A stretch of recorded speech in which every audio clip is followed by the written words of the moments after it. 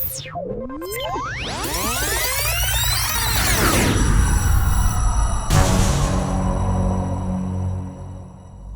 and welcome to a new episode of Review. Today we will take a closer look at an Airbus A310-300 in the colors of Iran Air.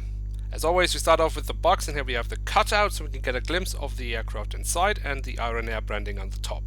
Now on the back side of the box we have a very nice image of the aircraft itself, the original dimensions, the Iran Air branding once more, and we can see it's a limited edition. So let's take a closer look inside the box.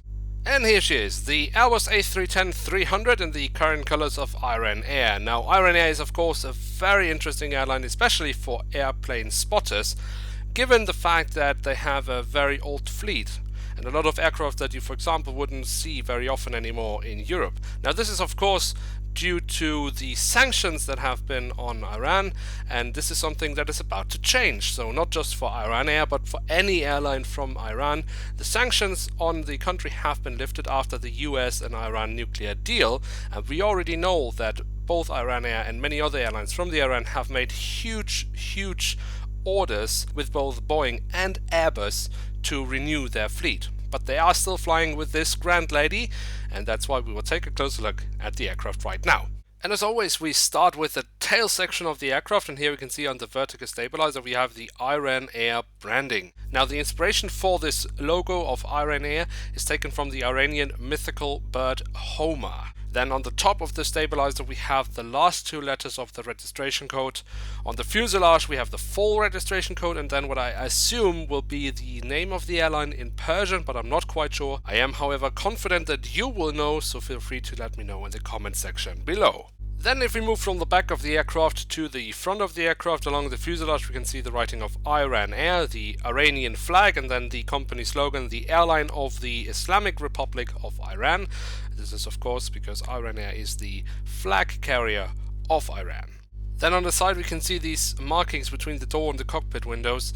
I'm not quite sure what they are all about, but I'm fairly confident again that you will know, and I would be very happy if you could let me know in the comment section below. Then if you just take a look at the nose of the aircraft, there we have the last letter from the registration code. And from there we can then move straight to the engines, and if you take a closer look here, they look really nice, especially of course when we look inside where we can see the fan blades. And then we can move to the wings, because the wings actually are also very nice on this aircraft. If we take a look at the upper side, where we have some really nice details, including the full registration code of the aircraft, and also on the underside we have some nice details, and again the full registration code of the aircraft. Now what I particularly like on this aircraft is actually undercarriage, where we have all the landing gear and all these nice details placed here, something that Herpa could do more of also with other aircraft models. In this case it's really nicely done, and I do like it very much. And then last but not least we do of course also have the doors to the cargo compartment, as you can see them right here. Now Herpa is barely releasing any Airbus A310s anymore, and I guess it makes sense given the fact that it is a very old aircraft type that hasn't been built for many years and barely any airline is using, and especially in passenger traffic.